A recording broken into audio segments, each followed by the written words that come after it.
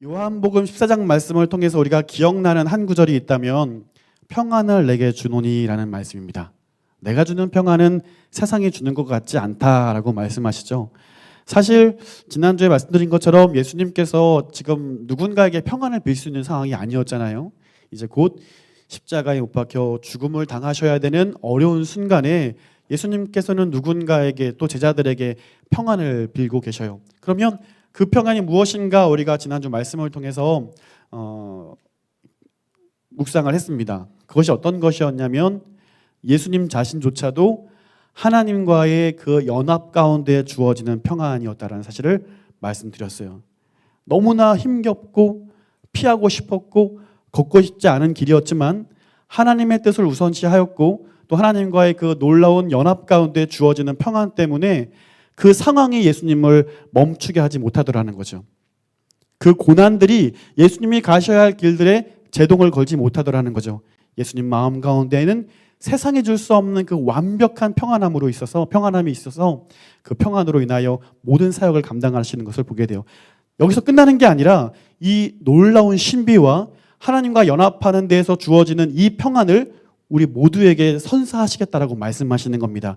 방법은 똑같아요.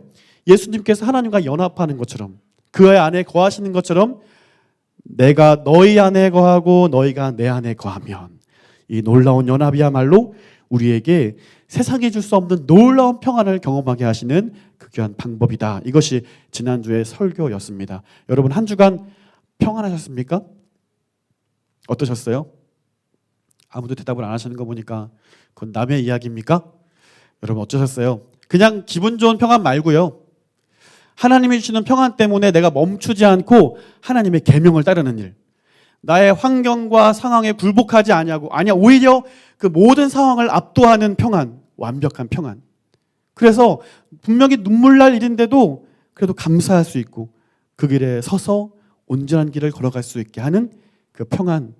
그것이 오늘 저와 여러분에게 있게 되길 바라고 주님께서는 그 평안을 간절히 주시길 원하시고 그 평안을 우리 모든 그리스도인들이 누리시길 원하신다는 사실을 우리가 기억하시면 좋을 것 같습니다. 자, 그러면 너희 안에 거한다는 것, 너희가 내 안에 거한다는 것, 어떻게 보면 이거 좀 너무 막연한 이야기 같아요. 이러한 막연한 이야기를 예수님께서는 15장을 통해서 포도나무라는 것을 가지고 그림 언어를 가지고 와서 구체적으로 설명을 하십니다. 자, 포도나무는 누구라고요? 나는 박정길이 포도나무가 아니라 예수님이 포도나무죠? 그러면 가지는 5절 말씀 보시면 가지는 누구라고요? 제자들. 여러분 말고요. 제자들. 하지만 우리도 포함됩니다. 그죠? 자, 여기까지는 이해돼요. 예수님 포도나무시고 우리는 거기에 붙어 살아갈 수밖에 없는 가지라는 것은 우리가 이해되겠어요. 그런데 하나님 아버지를 소개할 때 뭐라고 소개하고 있죠? 1절 말씀 보세요. 뭐라고 소개되고 있죠? 농부다라고 소개하고 있어요. 농부. 농부의 꿈은 무엇일까요? 네? 그냥 수확? 풍성한 수확. 그렇죠. 농부의 꿈이 있다면 많은 과일을 맺는 거예요. 많은 수확을 하는 것입니다. 그래서 제가 실제로 얘기를 들어보니까 이 농부, 그러니까 과수원의 업종을 하시는 분들이 이 수확을 많이 얻기 위해서 때가 되면 땅을 고르고 비료를 뿌리고 엄청나게 넓은 땅입니다, 여러분. 비료를 뿌리고 또 가지에서 열매가 잘 맺게 하기 위해서 가지도 손 다듬고 접지라고 하죠. 다듬고 깨끗하게 하고 또 과실이 맺히면 병충해를 막기 위해서 그 많은 과일을 개별 포장을 해가지고 병충해가 범접하지 못하도록 주의를 하고 계속해서 수고하고 계속해서 돌봐야 되더라고요. 그러니까 이건 아기를 키우는 것 같아요. 이러한 열심이 있어야만 과실이 맺어지더라라는 거죠. 그런데 그렇게 순탄하게 많은 열매들이 맺어지면 좋겠는데 얄궂게 가뭄이 와요. 가뭄이 오면 농부가 할 수 있는 일이 없다고 합니다. 그냥 비가 오기만을 기다려야 되는 상황인데 농부가 놀지 않아요. 비가 오지 않아서 가뭄이 들었다고 해서 농부가 노름을 하거나 놀러 다니지 않습니다. 부지런히 과수원을 돌아가면서 떨어진 과일들을 주워 담으면서 가슴 아파하고 또 그냥 그 자리에 앉아서 과일들, 그 나무들을 그냥 바라보는 겁니다. 어떤 생각일까요? 어떤 마음일까요? 그렇다면 하나님 아버지의 꿈은 무엇일까요? 하나님 아버지의 소원은 무엇일까요? 참 포도나무이신 예수 그리스도를 통하여서 우리 모든 죄인들이 구원받고 예수 그리스도의 접붙인 된 가지로서 그 귀한 길을 열어주셨다면 그 접붙임 바 된 가지들이 풍성한 열매를 맺는 것, 그것이 바로 하나님 아버지의 소망이라는 사실입니다. 어떤 목사님들은 이 본문을 가지고서 이 빈자리들이 꽉꽉 차는 거, 성도들이 더 많아지는 거, 그런 거를 열매라고 생각하시는 분들이 있는데 그건 전혀 다른 해석인 거예요. 오늘 본문에서 말씀하시는 그 열매는 뭐냐면 그 삶의 인격입니다. 그리스도인다운 그 삶의 어떤 모습들입니다. 하나님께서는 정말 그리스도인으로서 그리스도인답게 살아가는 그러한 삶의 열매들을 요구하시고 원하신다는 사실을 우리는 기억하셔야 합니다. 자, 하나님께서 그처럼 과실들이 많이 맺기를 원하시는데 말씀을 통해 한번 확인을 해볼게요. 우리 2절 말씀 한번 보실까요? 2절 함께 읽겠습니다. 시작.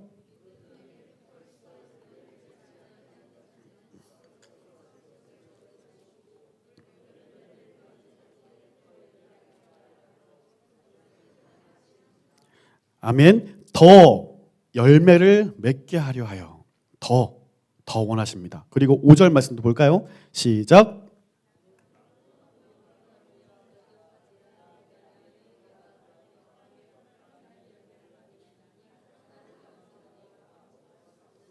네, 열매를 많이 맺나니라고 말씀하세요. 이번엔 8절입니다. 시작. 너희가 열매를 많이 맺으면 내 아버지께서 영광을 받으실 것이요 너희는 내 제자가 되리라. 아멘. 많이 맺길 원하셔요. 풍성하게 맺길 원하셔요. 이것이 농부의 마음이고 하나님 아버지의 마음입니다. 그 가지로 살아가는 저와 여러분들의 삶을 통해서 이러한 풍성한 열매가 맺혀지길 원하신다는 거예요. 그래서 열매를 맺게 하시기 위해서 농부이신 하나님께서 하시는 작업이 있어요. 자, 2절 말씀 다시 한번 천천히 묵상하도록 하겠습니다. 2절 시작.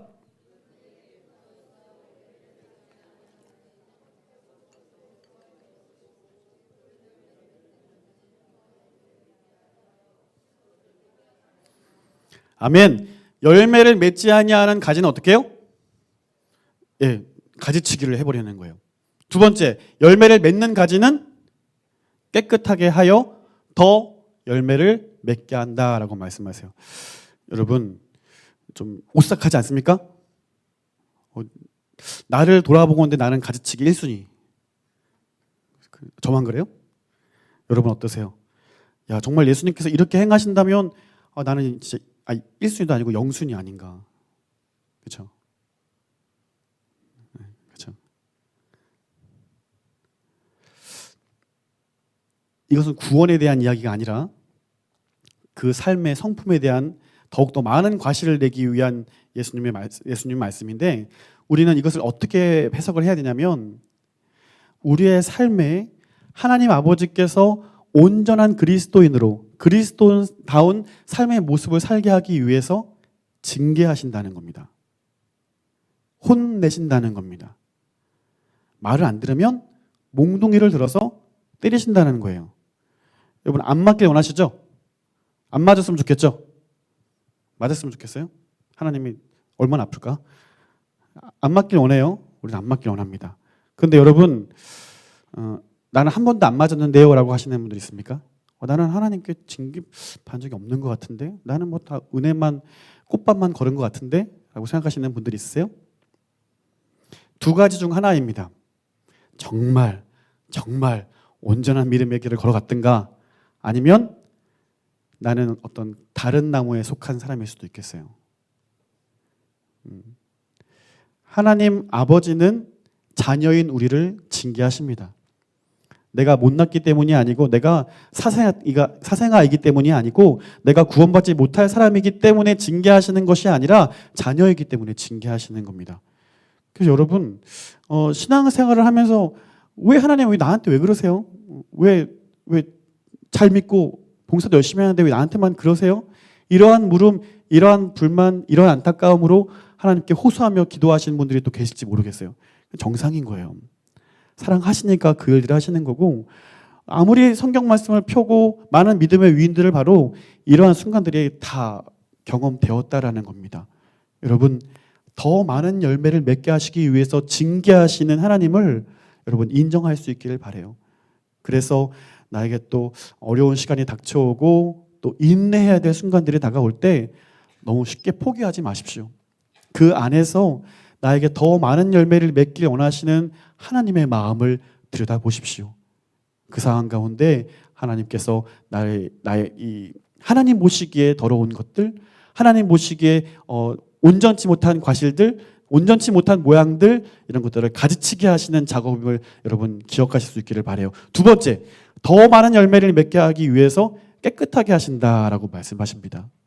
여러분 삶을 살아가시면서 마치 세족식을 통해서 베드로가 나는 발 말고요 다 씻겨주세요 그랬던 것을 여러분 기억하십니까? 그러나 깨끗하게 된 자는, 목욕한 자는 그럴 필요 없다라고 말씀하시거든요.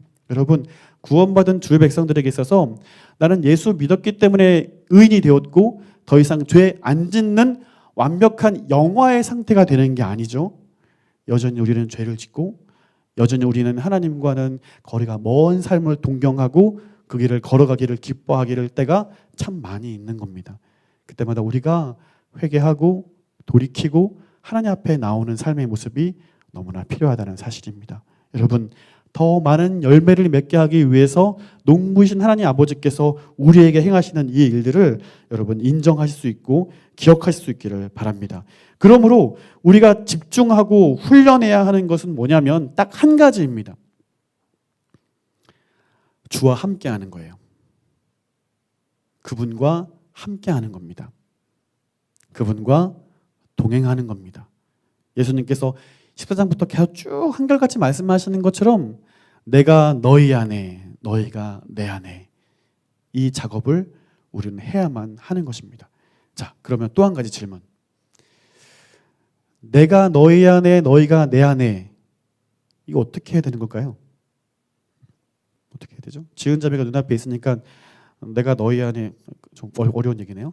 자, 눈에 보이면 함께 동행할 수 있고 함께 걸어갈 수 있는데 예수님 눈에 안 보이시잖아요. 그분이 내 안에 거한다는 게 뭘까요? 내가 그분과 함께 한다는 게 뭘까요? 이것도 어찌 보면은 또 막연한 이야기일 수 있어요. 내 감정상은 내가 뭔가 좀 거룩해진 상태여서 이 순간만큼은 내가 하나님과 동행하는 것 같아라고 여겨질 때가 있는 반면에 전혀 그렇지 못할 때가 있죠. 자, 그러나 이것은 감정적인 문제가 아닙니다. 우리 7절 말씀 다 한번 읽어볼까요? 본문 7절입니다. 시작.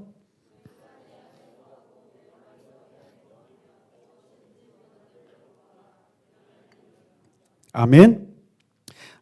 예수님께서 그동안은 너희가 내 안에 내가 너희 안에라고 말씀을 줄곧 하셨는데 이 7절에서는 한 가지 단어가 바뀝니다. 뭐냐면 이번엔 뭐라고 바뀌냐면 내 말이 너희 안에 거하면이라고 바뀌죠. 내 말이.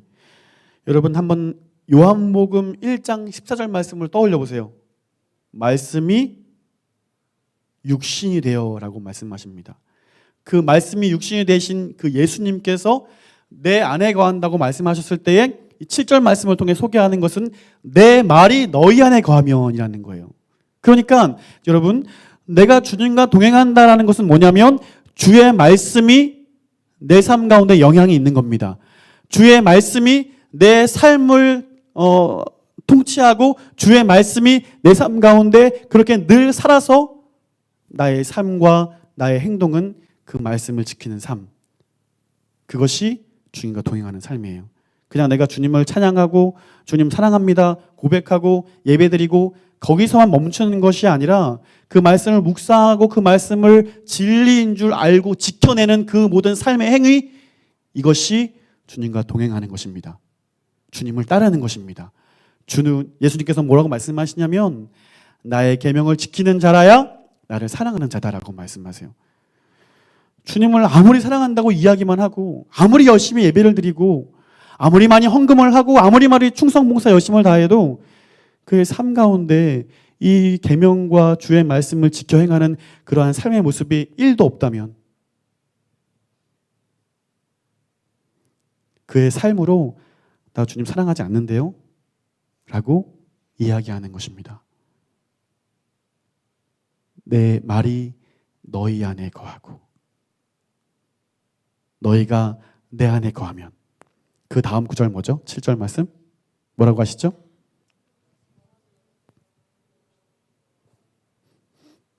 이 말씀 여러분에게 힘드는 말씀 아닌가요? 좀 한 번 더 좀 크게 읽어보실까요? 시작.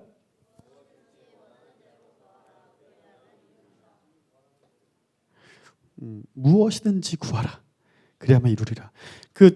이 말씀이 우리에게 참 위로와 은혜가 되는 말씀이기도 하는 반면에 참 잘못 적용하는 대표적인 말씀이기도 해요. 많은 그리스도인들이 조금 좀 약은 게 뭐냐면 급한 마음에 덜컥 잡는데 앞에는 다 빼먹고 생각 안 하고 준다는 거에만 너무 집중하는 거예요.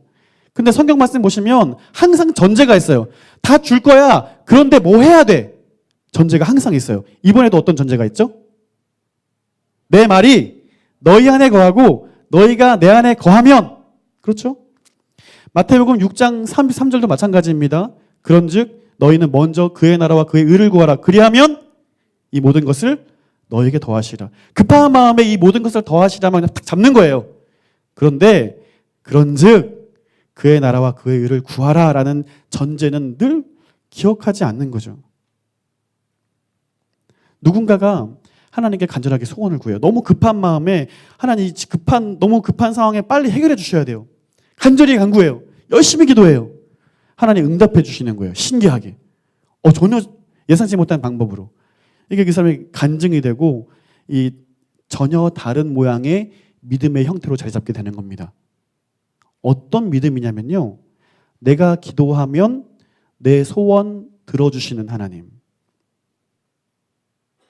내가 힘들고 어려울 때 기도하면 해결해 주시는 예수님. 이건 너무나 잘못된 믿음이에요. 왜곡된 믿음입니다. 이러한 믿음에는 예수님이 누구인지 하나님이 누구인지 그분이 나를 어떻게 구원하셨는지에 대해서는 전혀 관심 없어요. 오로지 관심이 있는 거는 나 어렵지 않은 거, 나 힘들지 않은 거, 나 순탄하게 삶을 살아가는 것, 여기에만 관심이 있는 겁니다. 마찬가지예요. 예수님께서는 항상 전제를 말씀하셔요. 주와 함께하는 것, 주와 동행하는 것. 상식적으로 한번 생각해 보십시오. 온전한 믿음을 소유하고 있는 사람이 예수님께서 나를 위해 십자가에 못 박혀서 죽으신 그 구원자라고 믿는 사람이, 그래서 정말 인정하는 사람이, 여기 십자가 없나요? 십자가에는 내가 매달려 죽어야 되는데 저 자리는 내 자리인데 예수님께서 대신 죽어주셨다는 사실을 온전히 믿는 사람이 그들의 삶의 소원은 어떤 것들일까요? 그들은 어떤 것을 꿈꿀까요? 이 땅을 살아가면서 그들의 소망은 무엇일까요? 반대로 그러한 소망을 하나님은 왜 안 들어주실까요? 그러한 자들의 소원을 하나님 왜 묵인하실까요? 그렇지 않는다는 거예요. 사도 바울을 떠올려 보십시오. 내게 능력 주시는 자 안에서 내가 모든 것을 할 수 있느니라 라고 이야기해요. 많은 사람들이 이 말씀 듣고 또 위로가 되죠. 야, 내가 모든 걸 할 수 있대. 그런데 여기에도 전제가 있잖아요. 내게 능력 주시는 자 안에서. 빌립보서의 말씀인데 지금 이 말씀을 하고 있는 사도 바울이 어디 있게요? 감옥에 있어요. 지금 감옥에 있는 주제에 내게 능력 주시는 자에서 모든 것을 할 수 있대요. 사람들은 그렇게 말할 거예요. 너나 잘하라고. 지금 당신의 꼴이 지금 어떤데 무슨 뭘 할 수 있겠냐고 이야기할 수도 있겠어요. 그러나 사도 바울은 오히려 감옥에 갇혀 있는 신세임에도 불구하고 빌립보 교인들을 위로하고 격려합니다. 소망을 잃지 말아라 이야기합니다. 간수들에게 전도해요. 그를 지키고 있는 문장애들에게 전도해요. 그리고 그가 찬양하고 기도해요. 이거 왜 이렇게 할 수 있는 걸까라고 생각하면 사도 바울이라는 인물이 포도나무이신 그분께 딱 달라붙어 있어서 예수님이 소유하였던 그 평안이 고스란히 그에게도 열매 맺는 거죠. 지금 습한 감옥에 갇혀 있고 또 하도 맞아가지고 피 터지고 염증이 생기고 너무나 불편하고 발에는 든든한 옷구가 채워져 있고 밥도 제대로 못 먹어서 배고팠을 거예요. 그런 힘겨운 상황에 있지만 이러한 상황도 그를 통제하지 못해요. 이러한 어려운 상황도 그를 포기하지 못하게 해요. 왜냐하면 그에게는 샬롬이 있기 때문에 그렇습니다. 세상에 줄 수 없는 완벽한 모양의 그 위로, 그 평안이 있기 때문에 오히려 사도 바울은 자신의 한계, 자신의 상황과 관계없이 사람들을 권면하고 위로해요. 상황에 너무 힘겨워하지 마시길 바래요. 지금 내가 처한 상황 때문에 너무 가슴 아파하지 않길 바래요. 그것이 마치 끝인 것처럼 너무 절망하지 않으셨으면 좋겠어요. 예수님께서 말씀하시는 그 놀라운 평안이 정말 우리 안에 경험되어지게 되기를 바래요. 그것이 뭐냐면 어떻게 그걸 할 수 있냐면 너무 이상적인 얘기 아닙니까? 물어보신다면 예수님께서 줄곧 하시는 말씀은 내 안에 거하라라는 겁니다. 내 안에 거하라. 그리고 좀 더 쉽게 설명해 주셨어요. 내 말이 너희 안에 거하면. 말씀을 사랑하십시오. 말씀을 즐겨 묵상하십시오. 너무 혼자 몸부림치지 마세요. 말씀을 통해 회복을 경험하세요. 말씀의 통치를 받으세요. 어려운 순간에 있을지라도 그 말씀이 원하는 대로, 말씀이 명령하시는 대로 지켜 행해 보셔요. 그 길을 걸어가 보셔요. 믿음을 가지고 그 길을 온전히 순종으로 나아가 보십시오. 그것이 열매 맺는 길입니다. 그것이 세상 사람들로 하여금 하나님의 살아계심을 나타낼 수 있는 열매입니다. 사도 바울은 이 열매에 대해서 갈라디아서 5장 22절과 23절 말씀을 통해서 성령의 9가지 열매라는 것으로 등장시킵니다. 말씀을 찾아보실까요? 갈라디아서 5장 22절과 23절 말씀.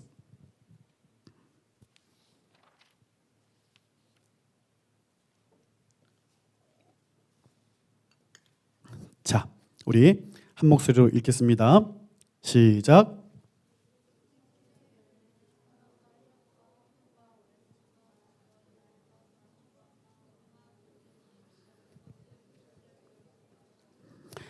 아멘. 자, 여러분이 한 가지의 툴을 가지고 이 말씀을 다시 한번 보십시오.